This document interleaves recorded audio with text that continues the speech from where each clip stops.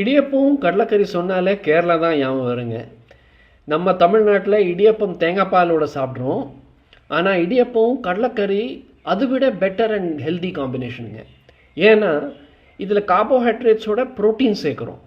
அதனால ப்ரோட்டீனும் கிடைக்கும். அந்த ரைஸோட ஜிஐ அதாவது கிளைசமிக் இண்டெக்ஸ் கம்மியாகி நம்ம உடலுக்கு நல்லதுங்க.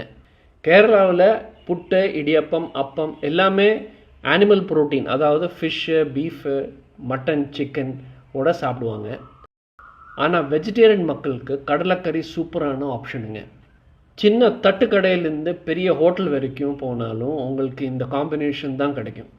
தேங்காய் திரு யூஸ் பண்ணுறதுனால இதில் குட் ஃபேட்டும் இருக்குது.